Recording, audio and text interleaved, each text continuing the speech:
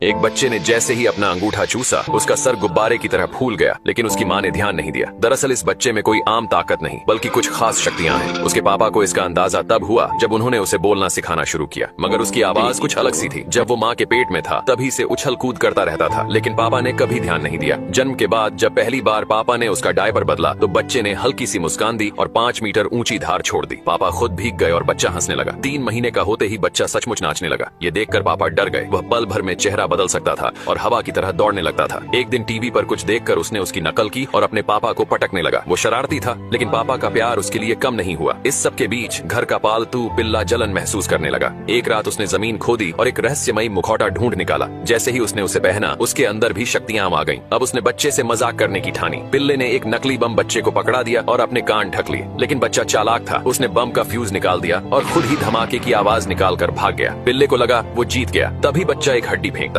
पिल्ला उसे पकड़ता है और तभी जोरदार धमाका हो जाता है। वो जलकर काला हो जाता है। बच्चा पास आकर जोर से चिल्लाता है और पिल्ला डर कर छत से चिपक जाता है। लेकिन पिल्ला हार मानने वाला नहीं था। उसने नया जाल बिछाया, छत से रस्सी लटकाई, हुक को बच्चे के कपड़ों से जोड़ा और क्रेन से जोड़ दिया। मगर जैसे ही उसने चाल चालू की, बच्चा पीछे आकर हुक उसे वापस दे देता है। क्रेन चलती है और पिल्ला मशीन में जाकर छपटा हो जाता है। बच्चा उसे उठाकर फूंक मारता है और उसे गुब्बारे जैसा बना देता है। अब पापा को लगने लगा कि कुछ तो गड़बड़ है। वो बच्चे को डॉक्टर के पास ले जाने लगे। कार में बैठते ही बच्चे ने अपना सिर पूरा घुमा लिया और हरे रंग की उल्टी कर दी। पापा को समझ आ गया कि अब बच्चा किसी जादुई असर में है। तभी एक अजनबी सामने आया, जिसने एक बड़ा ग्रेनेड निकाला, उसका पिन दांत से खींचा और फेंक दिया। लेकिन बच्चे ने अपने हाथ को ढाल बना लिया और धमाके को रोक लिया।